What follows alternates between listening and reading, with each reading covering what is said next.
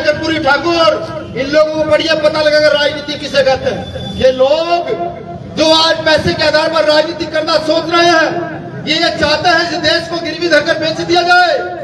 जो लोग कांग्रेस से निकलकर बीजेपी में चले जाते हैं।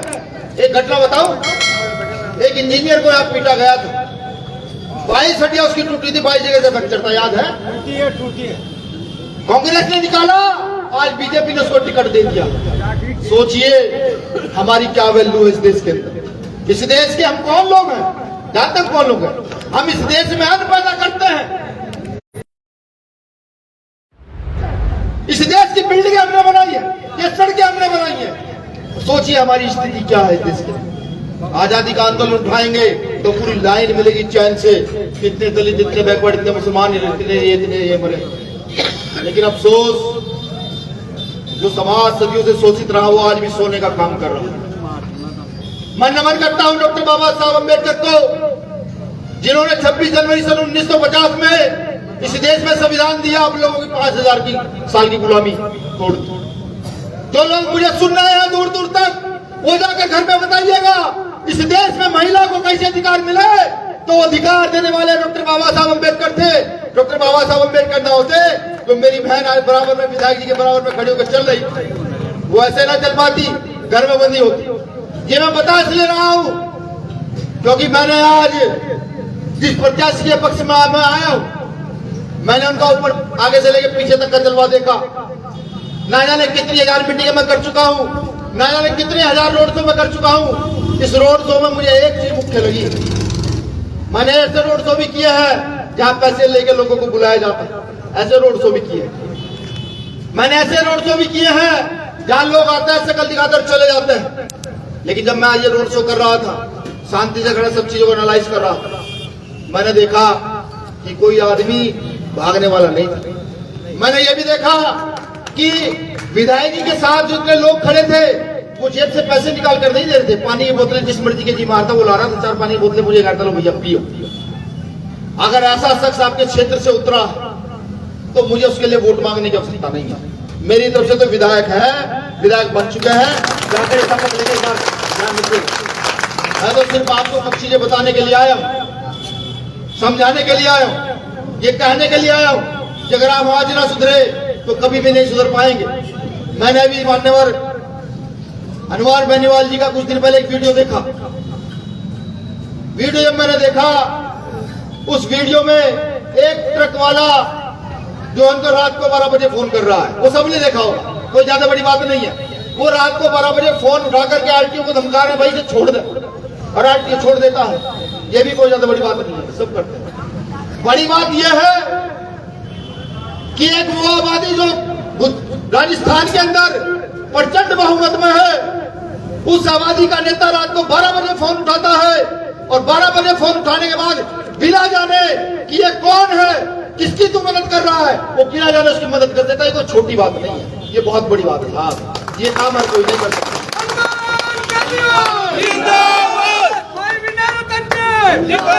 अगर मैं बात करूं भाई चंद्रशेखर आजाद की, तो सेम पॉलिसी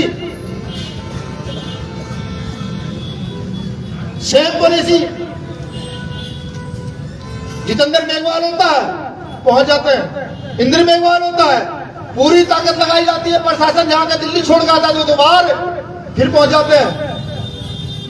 ओम प्रकाश रेगर होता है, आरती पैरवा होती है, तोला गुजर होता है, सब जगह पहुंच जाते हैं।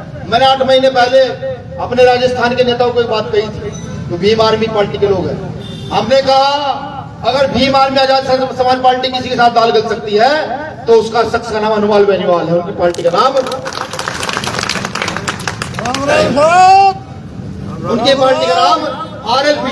ये 8 महीने पहले कहा मैंने अपने साथियों को, प्रयास करते करते आज मौका मिला।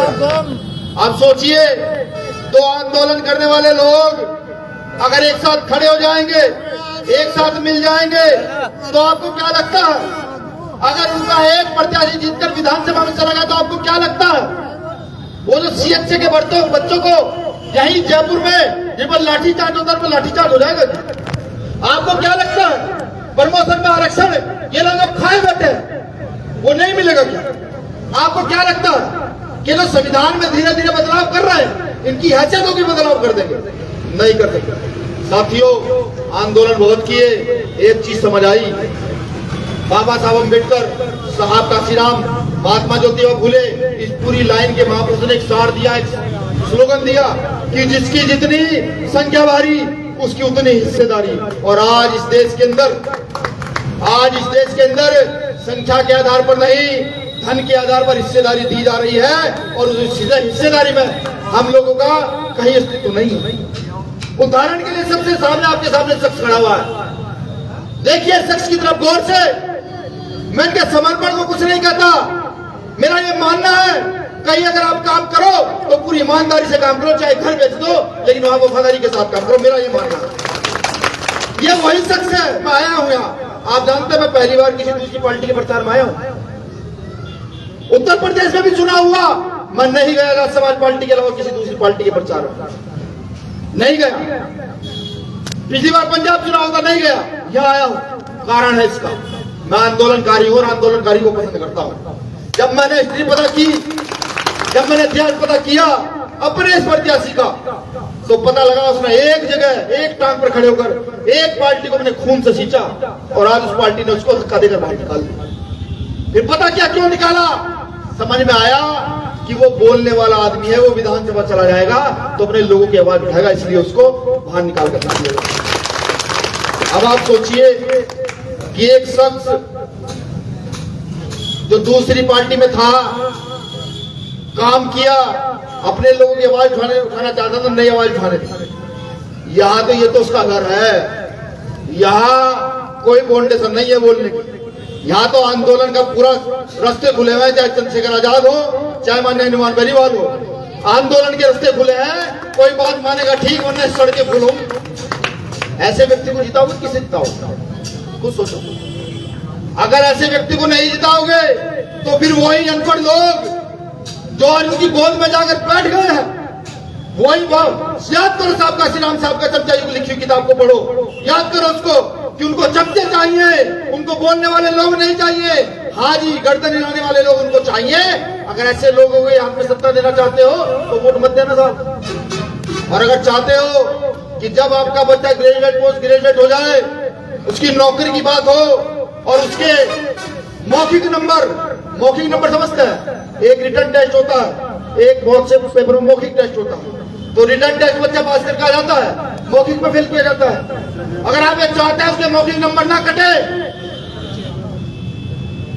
तो इस शख्स का चेहरा याद रखना रहा। एक चीज और बता दूं, एक चीज और मैं कहना भूल गया, हम पश्चिम उत्तर प्रदेश के हरियाणा के पास के लोग, ज्यादातर भाषा जो है बदतमीज भाषा होती है, तू तड़ाक की भाषा निकलती है। तो मुझे भी रियलाइज हुआ कि मेरे मुंह से ज्यादा से निकला, तो उसका बुरा मत मानेगा, बच्चा आप ही का भाषा ऐसी है तो मैं कुछ कर नहीं सकता। शब्द अपने बदलूं, दो शब्द बदलने के बाद फिर मैं वहीं आ जाऊंगा, तो इसलिए जो मैं जैसा मैं हूं वैसा ही मैं अपने आप को प्रदर्शित भी करता हूं, तो बुरा मत मानिए, उसके लिए पहले माफी चाहता हूं। तो देखिए शख्स को, जब अगर ऐसे शख्स विधानसभा में चले गए ना, आप कहोगे भैया ये परेशानी है, तो वहां बात नहीं होगी, बात मानी जाएगी तो ठीक, वरना वहां मुख्य घात भी हो सकता है। ये हो जरूरी नहीं है, ये जरूरी नहीं।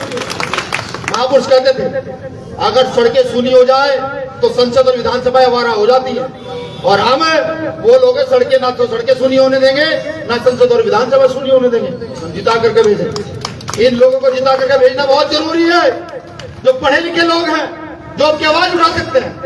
ऐसे कितने लोग हैं, आज उठाकर बताइए तो सवाल मैं पूछने जा रहा हूँ, बहुत महत्वपूर्ण सवाल है, ऐसे नहीं सच आप बताइए, सवाल मेरे कई सारे होंगे। भारतीय संविधान की प्रस्तावना में से आज की मौजूदा केंद्र की सरकार, भारतीय जनता पार्टी की सरकार ने एक शब्द हटाया है, बताइए किस किस को पता है? एक ही व्यक्ति को पता है, सिर्फ एक, दूसरा खड़ा हूं मैं। अब आप सोचिए हम कहां खड़े हैं, क्या हमेशा राजपाट उन्हीं के हाथ में देते रहोगे जो संविधान बदलने का काम कर रहे हैं, या राजपाट कभी अपने हाथ में भी लोगे जो संविधान को बचा करके इस देश को प्रदेश को चला सकते हैं? अब दूसरा सवाल बताइए, इस बार सन 2024 का बजट कितना आया? सन 2023-24 का राजस्थान का बजट कितना है? बताइए कोई ना। सोचिए कि इस देश का बजट जो हमारे लिए बनता है, जो गली खड़ंजों के लिए बनता है, उसका हमें ज्ञान नहीं है, बहुसंख्यक आबादी को उसका ज्ञान नहीं है। क्यों? सवाल ये उठता है किस लिए? अगर उसका ज्ञान होगा, आप तक पहुंचेगा, तो आपका मेरा जैसा कोई बेटा खड़ा होकर पढ़कर पूछेगा, साहब 2.5-3 लाख करोड़ का बजट हरियाणा का आया था और मेरे गांव का नल का आज भी खराब पड़ा है, मेरे गांव का रास्ता जो है वो आज भी खराब पड़ा है, साहब मेरे गांव का स्कूल कैसे ठीक होगा, वो सवाल पूछेगा, तो आप तक जानकारी नहीं पहुंचती। अब सोचे ना हम लोग क्या करना। मैं जानता हूं ईमानदार लोग हैं, मेरे पूर्वज ईमानदार रहे, बिल्कुल ईमानदार रहे, हमेशा न्याय की बात की, कभी भी जाति वर्ण व्यवस्था को नहीं समझा, हमेशा बराबरी की बात की, गैर बराबरी को छोड़कर बात की। आज देखिए देश के अंदर मुसलमान को जब मुसलमान देखा जाता है, उसको न जाने आतंकवादी क्या कहा जाता है। अरे इतिहास में जाइए, घुसिए इतिहास में। ये जो लोग आज मुसलमान को गलत बताते हैं, पहुंचे दिल्ली इंडिया गेट पर, जहां ना जाने कितने मुसलमानों के नाम शहीदों में लिखे हुए हैं। और अगर ये भी ना याद हो तो ये एक नाम बताता हूं, ब्रिगेडियर उस्मान, उसको पढ़िएगा। भारत पाकिस्तान का युद्ध हो रहा था, पाकिस्तान ने कहा तुम्हें जनरल बनाते हैं, तुम भारत पाकिस्तान की तरफ आ जाओ। ब्रिगेडियर उस्मान कहते हैं इस मिट्टी में मेरे बुजुर्ग